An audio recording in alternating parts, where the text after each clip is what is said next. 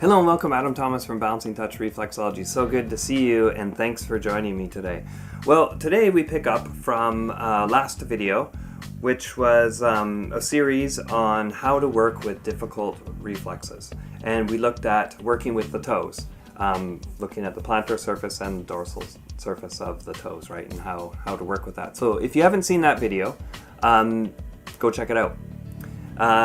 Today, we are going to explore how to work with the toes once again, but how to work on the sides of the toes. There's a couple little tips that I'd like to share with you on how I've found the best way to work with them. So let's go take a look at that today.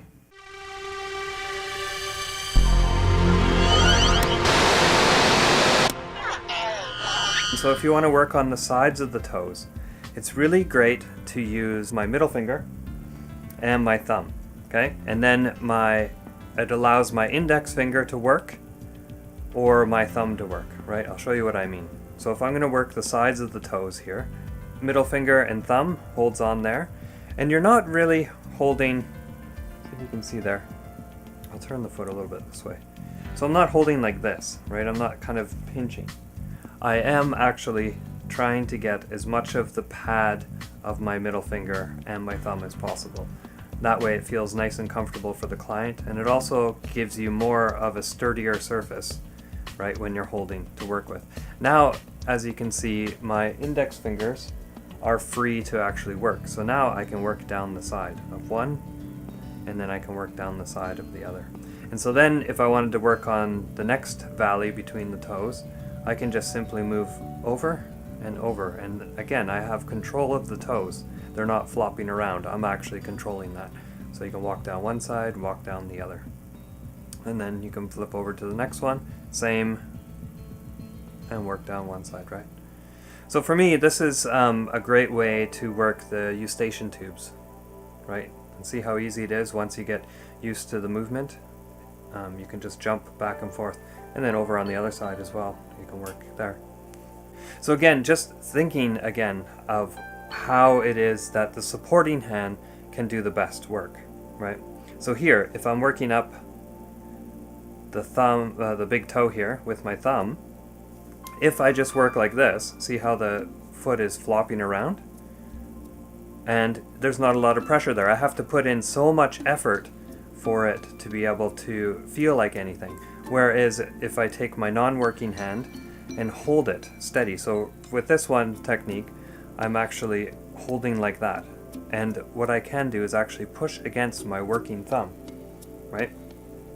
So, see how I'm pushing this part against? Or just holding is perfect enough. See, it's not moving now.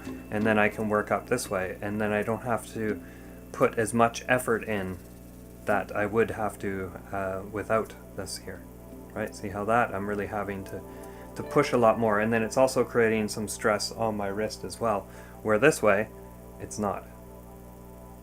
Less effort, and you get way deeper pressure, right? And then that way you can really get in there.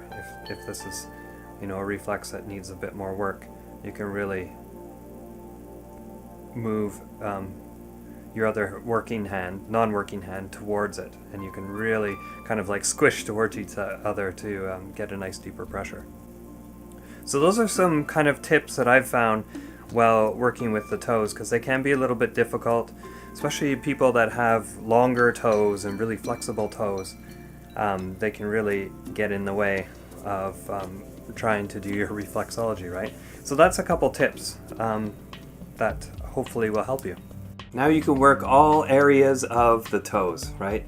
In the video before, we looked at working the front and the back of the toes, right? The plantar surface and the dorsal surface. And now we're basically working in between the toes, right? The lateral and the medial side, or in between the toes here.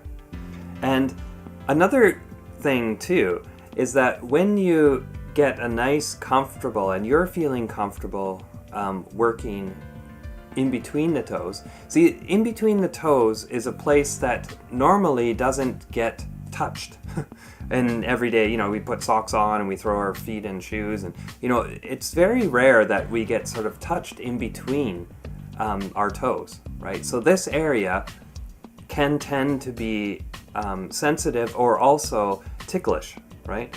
But if you have good technique that we've been talking about in this video, the chances of the person's feet being less ticklish are going to be very great, right? So this is also another little bonus to having more, comfortable and feeling more comfortable working with the toes and all its, little details in reflexology, right? So I hope this helped you.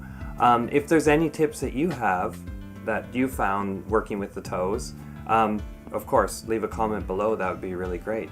And like I mentioned at the beginning, this is also a series. So if you haven't seen the previous video, you can go check that out. And one of the best ways to follow is to subscribe to the channel.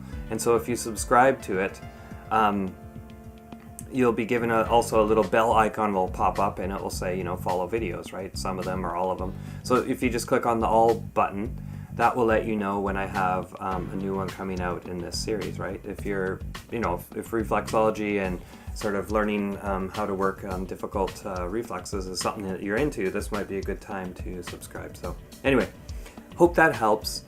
Yeah, until next time, Adam Thomas from Balancing Touch Reflexology. And remember to keep those feet happy. Thanks for watching. Bye-bye.